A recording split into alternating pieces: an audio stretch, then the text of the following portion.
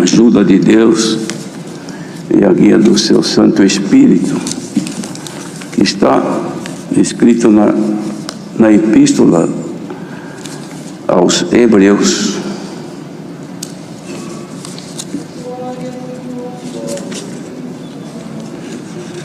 No capítulo número 10, Hebreus 10.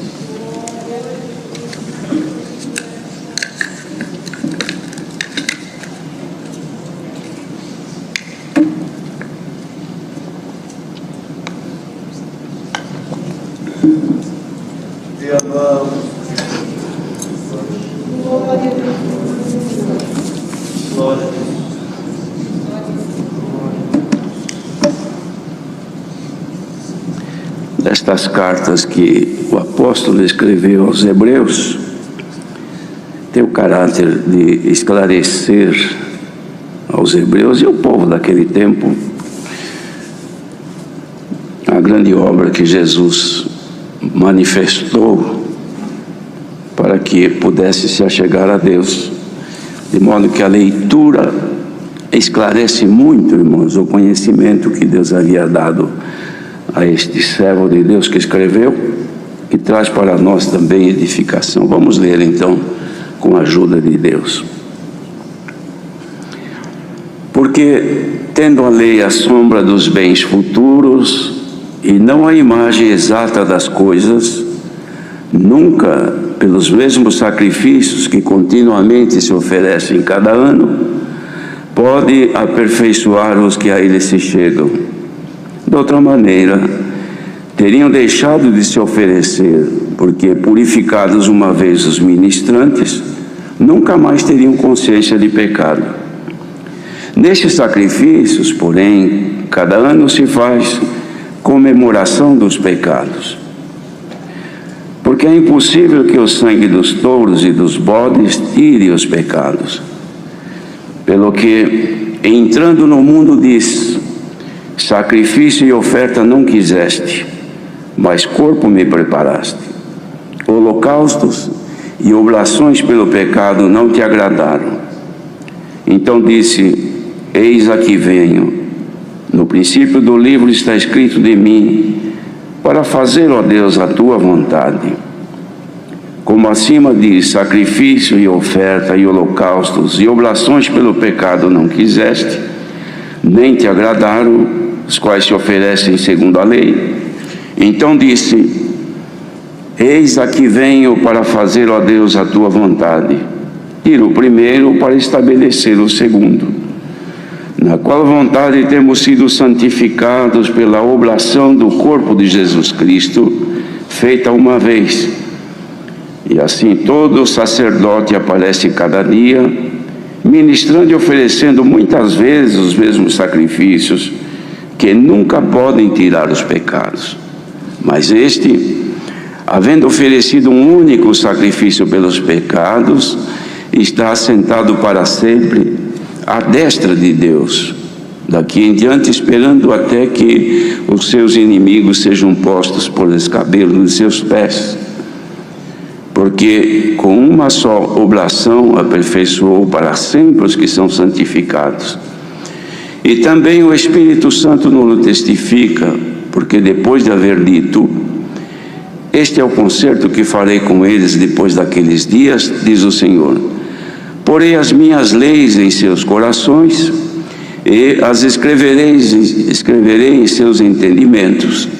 Acrescenta: e jamais me lembrarei de seus pecados e de suas iniquidades. Ora, onde há remissão destes, não há mais oblação pelo pecado. Tendo, pois, irmãos, ousadia para entrar no santuário pelo sangue de Jesus, pelo novo e vivo caminho que ele nos consagrou, pelo véu, isto é, pela sua carne, e tendo um grande sacerdote sobre a casa de Deus, cheguemo-nos com verdadeiro coração, em inteira certeza de fé, tendo os corações purificados da má consciência e o corpo lavado com água limpa. Retenhamos firmes a confissão da nossa esperança, porque fiel é o que prometeu.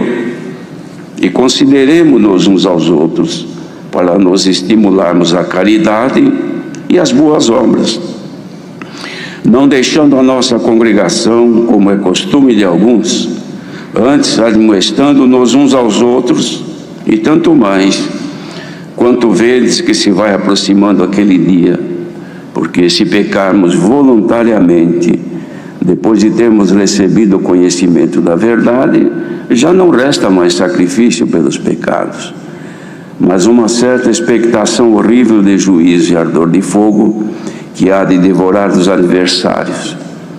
Quebrantando alguém a lei de Moisés, morre sem misericórdia, só pela palavra de 2 ou 3 testemunhas. De quanto maior castigo cuidai de vós, será julgado merecedor aquele que pisar o Filho de Deus, e tiver por profano o sangue do testamento com que foi santificado, e fizer agravo ao Espírito da graça, porque bem conhecemos aquele que disse: minha é a vingança, eu darei a recompensa, diz o Senhor. E outra vez, o Senhor julgará o seu povo. Horrenda coisa é cair nas mãos do Deus vivo. Lembrai-vos, porém, dos dias passados em que, depois de seres iluminados, suportastes grande combate de aflições. Em parte fostes feitos espetáculos com vitupérios e tribulações, e em parte fostes participantes com os que assim foram tratados, porque vos compadecestes dos que estavam nas prisões, e com gozo permitistes a espoliação dos vossos bens, sabendo que em vós mesmos tendes nos céus uma possessão melhor e permanente.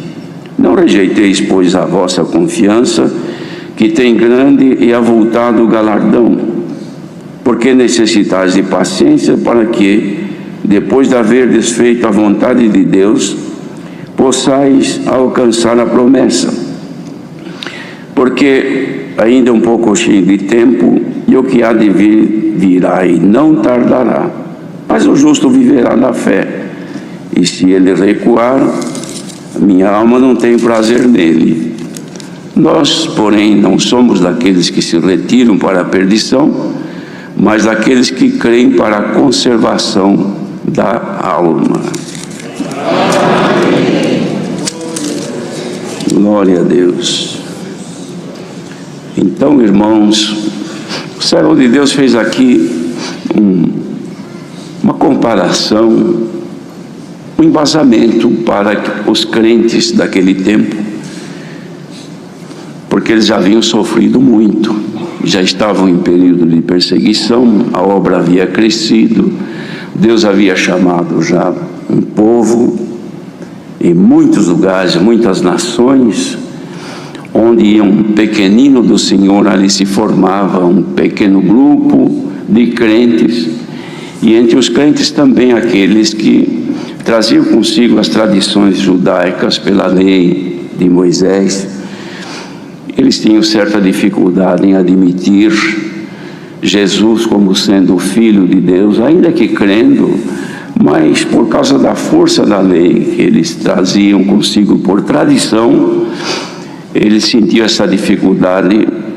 E o apóstolo aqui fez então, irmãos, este parâmetro, mostrando tudo o que acontecia com respeito à lei, e que havia necessidade de uma reforma, havia necessidade de uma mudança, por causa de que tudo que se fazia através da lei não era suficiente para a salvação, que agora Deus, em Jesus Cristo, havia apresentado para, de fato, trazer o homem para si.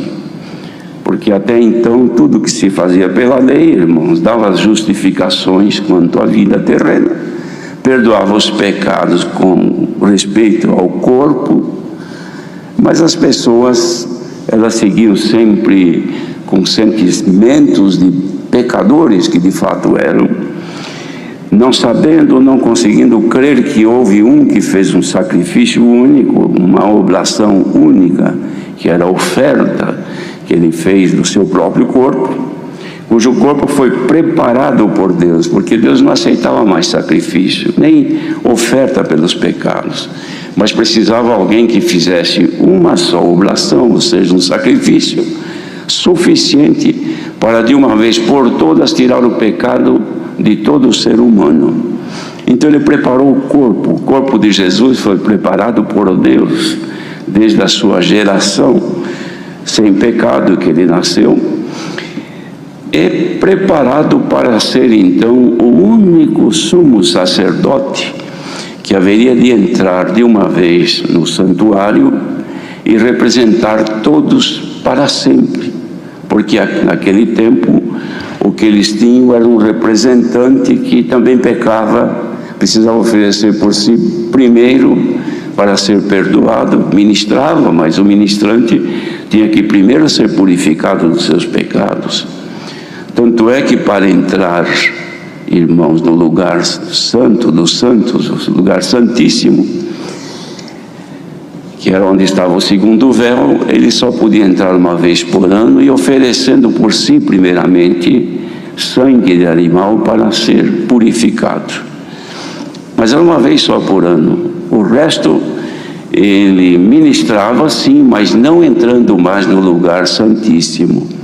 Isso porque era vedado, ninguém podia entrar lá. Mas Jesus Cristo, irmãos, quando ele expirou no madeiro da cruz, ninguém sabe quem foi, mas este segundo véu que limitava a entrada das pessoas, quem ali entrasse certamente morria, mas ele foi rasgado de cima e embaixo, aberto. E quando os sacerdotes chegaram lá e viram aquilo, irmãos, viram que o lugar santíssimo agora foi violado, foi aberto. Acabaram-se as limitações para entrar. Eles não entenderam isto.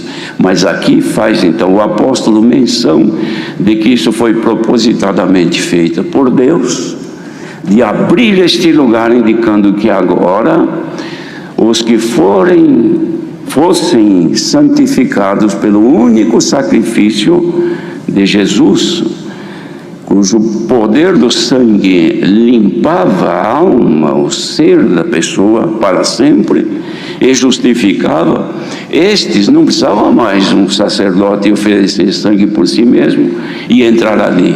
A pessoa mesma, como na condição de pecador, mas agora justificado pelo sangue de Jesus, também tem a liberdade de entrar nesse lugar. Que obra magnífica que Deus fez, irmãos.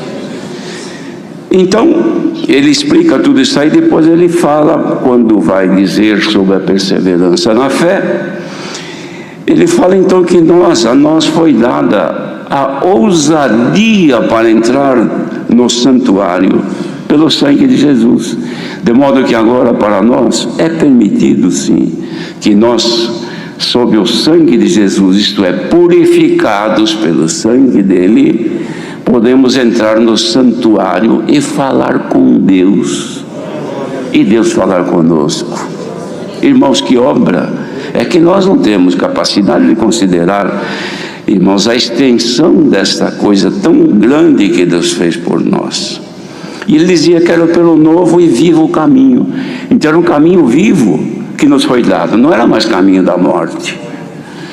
Mas nós caminhamos no caminho da vida, porque Jesus disse: eu sou o caminho e a verdade e a vida. Nós estamos em Cristo, estamos nos caminhos da vida, e da vida eterna com glória nos céus. E era através da carne que ele consagrou e ofereceu, ou seja, o seu corpo, tornando-se o grande sumo sacerdote. E por essa razão, então, ele exortava aquela irmandade. E o que hoje o Senhor nos manda aqui, ele dizia então diante disso, cheguemo-nos a ele com verdadeiro coração e inteira certeza de fé. Que liberdade nos é dada, irmãos, de nos achegarmos a ele. Mas as condições são estas: verdadeiro coração, inteira certeza de fé. O que é verdadeiro coração? é um coração não dividido, um coração único, exclusivamente voltado para Ele, que não é o coração que bombeia o sangue do nosso corpo, é o nosso viver, a nossa vida inteiramente consagrada a Ele. Cheguemos a Ele com inteira certeza de fé, crendo que Ele nos recebe, que Ele nos aceita, e apresentando então o nosso viver, que são os nossos corações, purificados da má consciência, isto é, tudo aquilo que ficou registrado dentro do nosso cérebro, da nossa mente, que fica ali latente, fica viva, funcionando, de coisas que não agradam a Deus, devem ser purificados. Como? Com o sangue de Jesus, para que nós tenhamos essa liberdade de então entrar no santuário e falar com Ele.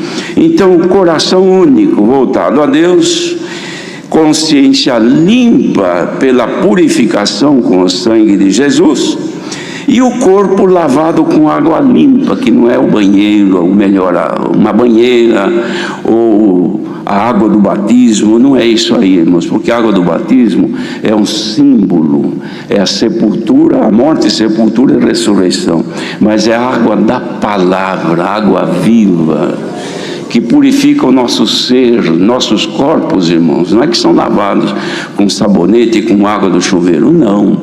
É limpo dos males corporais, pecados corporais, que se faz com este corpo. A palavra de Deus nos limpa, então nós podemos nos achegar a Ele, para que possamos reter firmes a nossa confissão, isto é, a nossa fé, a nossa crença, porque o que prometeu para nós, Ele é fiel. E depois então Ele começa a instruir-nos sobre as práticas que precisamos ter para a conservação desta condição. Então Ele diz assim: consideremos-nos uns aos outros para nos estimularmos à caridade e às boas obras. Considerarmos, isto é, honrarmos, amarmos, estimarmos uns aos outros, sem diferença, sem mácula, sem ódio, sem divisão, sem separação, considerando um ao outro, sempre como Jesus disse, que nós devemos nos considerar inferiores aos outros, isto é, os outros melhores do que nós. Esta é a condição explícita que Jesus deixou, que nós devemos nos considerar pequenos e deixar os outros que sejam maiores, porque todos considerando assim, todos seremos pequenos diante do Senhor, e Ele opera tudo em todos. Então diz assim: considerar para estimular a caridade. O que é estimular? É provocar. Um estímulo, tem medicamento que estimula o apetite. Então tem criança que não come, vai dar comida, nunca aceita, e assim por diante. Então os médicos receitam alguma coisa que estimula o apetite da criança. Então dá aquele medicamentinho para ela, daqui a pouco ela vem correndo com fome. Por quê? Porque estimulou a vontade de comer. E nós precisamos estimular a caridade, o amor, provocar que isso aí cresça em nós. O que não deve acontecer é de acabar o amor, acabar a caridade, acabar a consideração nos nossos irmãos. Então nós ficamos exclusivos e sozinhos, já não estamos mais unidos, porque não amamos mais. Mas quando nós estimulamos, nós buscamos, nós consideramos, nós meditamos na bondade, na misericórdia, no amor de Deus, então esta caridade começa a evoluir em nós, irmãos. E a caridade é dom supremo da igreja, não pode faltar em nós. E as boas obras, e estas coisas aparecem pelo estímulo que nós provocamos, considerando-nos um ao outro, amando-nos uns aos outros. Então estas qualidades aparecem em nós. E ele exortava assim também: não deixando a nossa congregação, como é costume de alguns, antes admoestando-nos uns aos outros, e tanto mais quanto vedes que se vai aproximando aquele dia, ou seja, os dias difíceis. Não deixando a nossa congregação, não quer dizer isso aqui, a congregação cristã no Brasil, não é isso. A congregação que fala aqui é o ajuntamento, é a união. Aqui, por exemplo, estamos congregados. Então a congregação que está para o culto online está aqui hoje. Esta é a congregação. Quem deixa, ele exortava a congregação, eram aqueles que se afastavam, que não se uniam mais, perderam a caridade, não tinham mais por que estar amando, unido. Cada um vai para o seu canto. Está escrito: busca seu próprio desejo aquele que se separa. Ele insurge-se contra a verdadeira sabedoria.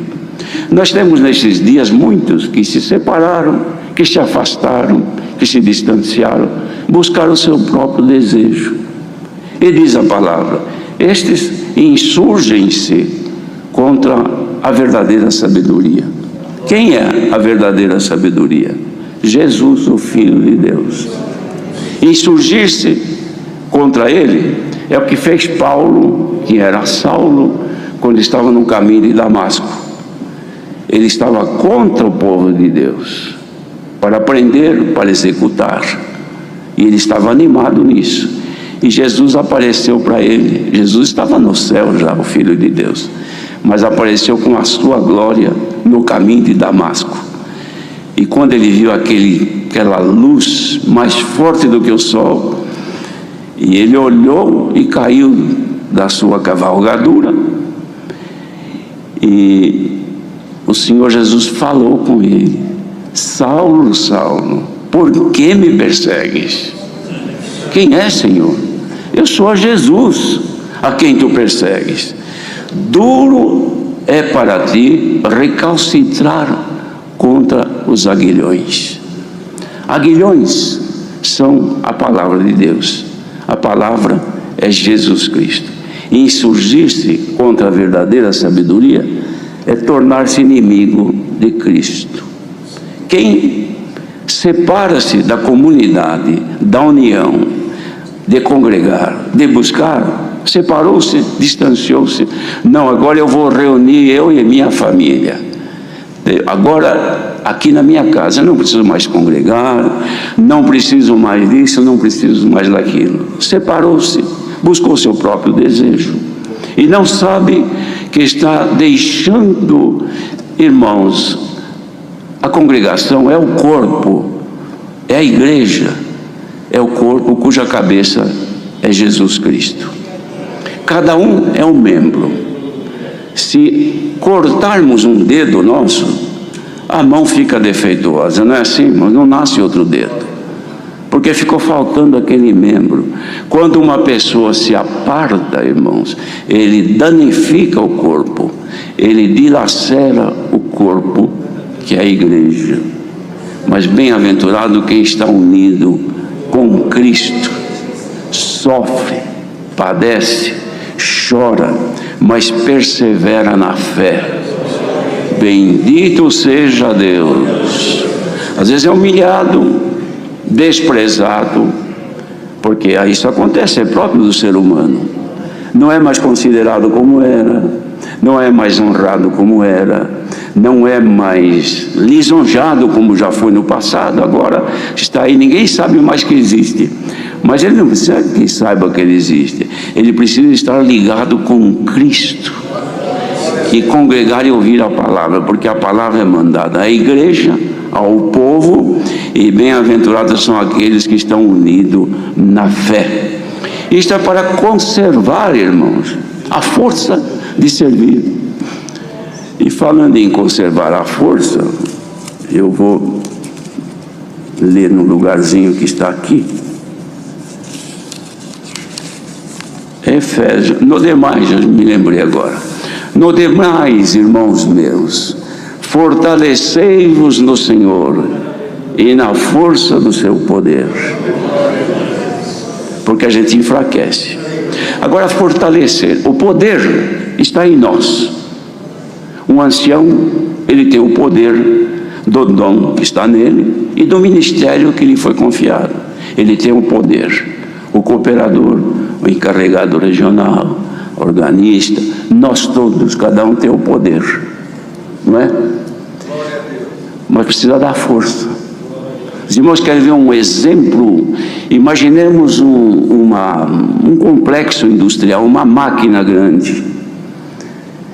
Ela, para funcionar, precisa de um motor. Então ele está em um motor, digamos, de 100 cavalos, um tremendo motor. E a gente olha e vê ali a potência, que tem uma plaquinha que diz que tem tantos cavalos de força, de poder, de potência. Então nós olhamos e sabemos se aqui consegue funcionar, fazer funcionar tudo isto, e fazendo funcionar tudo isso, depois tem então um produto, produz alguma coisa. Mas só funciona quando chega a força.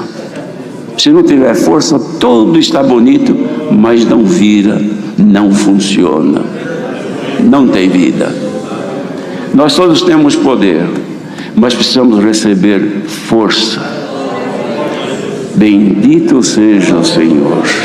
Por isso que Paulo exortou os irmãos lá de Éfeso, quando falou, exortou muito, depois falou, mas para finalizar, no demais, vocês precisam ser revestidos da força e do poder, para que possais vencer as astutas ciladas do maligno. Nós estamos aqui hoje. Aqui estão os poderosos, como está escrito, não é? Somos os poderosos, porque está em nós o poder. Mas para funcionar, para produzir, para aparecer boas obras, que é o estímulo da caridade, não é? Precisa a força. E Deus pode nesta manhã nos ligar com a força que nós precisamos. E a força não é igual para todos não, irmãos. Os irmãos vê, por exemplo, um ventiladorzinho em casa, pequeno, que a gente precisa do ar. O ar está aí, mas ele parece que não chega. Então tem lá um motorzinho, é só ligar, chegou a força nele, ele gira, ele pega aquele ar, puxa o ar e sopra em nós sentimos bem. Por quê? Porque ele, na medida que ele recebe força, ele gira e sopra e traz o conforto.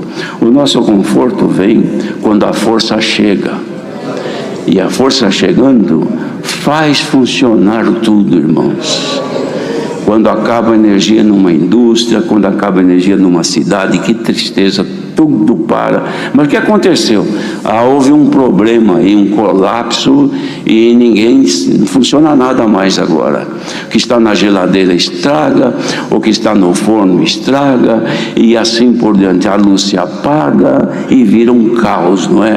Quando uma cidade, irmãos, acontece isso, precisa recorrer e buscar providência. Se numa casa de oração acontece isso, se numa família acontece isso, parou de ter força, começa a colapsar tudo. Aquilo que estava conservado apodrece na geladeira, o que precisava esquentar estraga, não tem mais força, não ora mais, não canta mais, músico não toca mais, empoeirou o instrumento lá em cima do guarda-roupa, não toca mais, porque não tem mais força. Tem poder, mas não tem mais força. Queridos irmãos, se houver algum lugar que o colapso entrou, as virtudes acabaram, e o Senhor está mandando esta palavra, poderoso é o Senhor para religar, irmãos, e fazer a força chegar, e com o poder que está em nós, tudo volte a funcionar, volta a cantar, volta a glorificar a Deus, volta a servir a Deus, volta a pregar a palavra com virtude, volta a ungir e Deus fazer a obra, volta a expulsar o maligno, ele vai embora. Por quê? Porque chegou a força, e agora reunidos aqui, que desça dos céus a força de Deus. Santo é o Senhor. Quando chega a força, irmão, chega a vida. As pessoas, chegou a luz. criançada corre, as pessoas ficam tudo contentes, vai lá, liga outro. Tem gente que desliga tudo de medo de chegar a força e queimar tudo, mas aqui pode chegar a força que não vai queimar nada. Ao contrário, se alguma coisa não está mais funcionando na tua vida, receba agora a força que está descendo dos céus. Funcione, irmã, a fé no teu coração, a humildade aí que não funciona mais. Santo é o Senhor. Reunidos em paz, estavam os discípulos esperando. O que aconteceu? De repente tinha poder, porque o Senhor revestiu eles de poder, mas não tinha força, não virava nada ainda. Mas de repente a força chegou ali. E o que aconteceu? Irmãos, a vida chegou. Já Pedro levanta e começa a pregar a palavra, porque chegou a força. Irmandade, está chegando a força agora. Começa este ano com força. Caia a fraqueza por terra. Receba a força do Espírito de Deus. E vamos estimular, irmãos. O estímulo faz aparecer. O Senhor está estimulando agora. Os irmãos sabem que atrito gera calor. Se pegar, por exemplo, um pedaço de madeira e esfregar na outra, vai esfregando, vai atritando, esquenta e pega fogo. O Senhor está fazendo um atrito aqui no coração frio, coração desligado. Quem não canta, não dá mais um glória a Deus, não tem mais, veio aqui por curiosidade para ver como é que é um culto aqui, e o Senhor toma o teu coração e vai esfregar, esquentar, até que pega fogo, até que a virtude te tome. Não saia daqui crente desanimado, mais para lá do que para cá, mas com esta força que desce do céu, levante a tua cabeça e diga: Senhor, eu quero conservar a minha esperança e não quero recuar. Sabe que tem alguém aqui nesta manhã ouvindo que está recuado, está para trás da multidão? Corra. O Senhor te chama, vem depressa, que ainda há tempo de seguir a multidão, a congregação dos justos. Bendito seja o Senhor. Olha, irmãos, nós sempre esperamos progresso. Até se fôssemos contar nesses dias quanta gente que falou feliz ano novo, próspero ano novo, ano novo com saúde, ano novo com isso, ano novo com aquilo. A gente ouve tudo, mas sabe que é conversa que entra por aqui e sai por aqui, não quer dizer nada, não muda nada, não é? Apesar que a pessoa fala com prazer, abraça, até beija, feliz ano novo, prosperidade, progresso. Hoje é a palavra que está chegando. E a felicidade que ele anuncia é outra, é no teu interior, é aquela que faz sumir de ti esse desgaste, esta queda que você está, que não tem mais força. Hoje esta força chega dos céus, o que estava emperrado, enferrujado, volte a funcionar em nome do Senhor Jesus. Quem cantava por um costume, cante com virtude. Quem orava por uma obrigação para não perder o costume, ore com virtude. Quem congregava por um dever para não ficar ruim, para ninguém reparar que você já está desligado, seja religado agora, porque chegou a força de Deus. Olha, irmãos, é tão até atender o culto com essa virtude aqui, mas é uma maravilha, porque estamos pregando, estamos sentindo que a força está descendo. Nós sentimos, viu, irmãos? Como os irmãos sentem.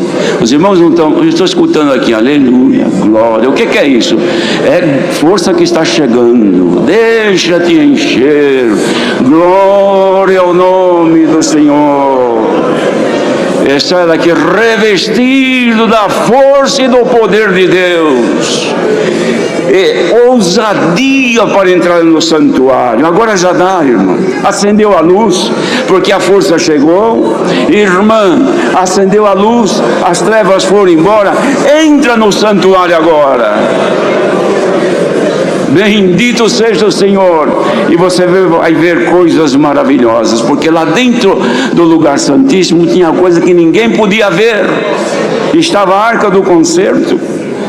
Estava ali, irmãos, as provas das maravilhas de Deus feitas a Israel, que ninguém podia ver. O sumo sacerdote, uma vez por ano, chegava e olhava e precisava ter cuidado, porque se ele resvalasse em qualquer coisa, podia morrer. Tanto é que ele carregava consigo um sino pequeno, irmãos, e diz a história, não sei se está na Escritura, mas os que ficavam de fora ficavam ouvindo, enquanto ele estava mexendo e fazendo o serviço santíssimo ali dentro, o sininho chacoalhava, eles ouviam, não, ele está vivo, ele está lá, porque se ele resvalar e cometer alguma coisa, o sininho não toca mais, é porque ele não aguentou, ele morreu lá dentro, porque a potência de Deus lá era muito grande.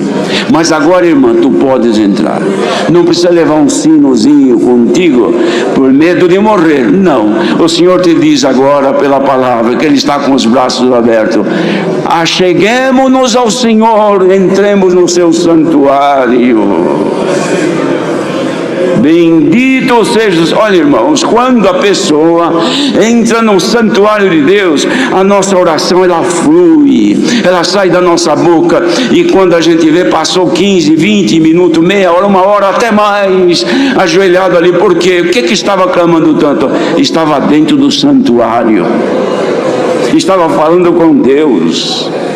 Bem-aventurados são aqueles que hoje descobriram o caminho do santuário.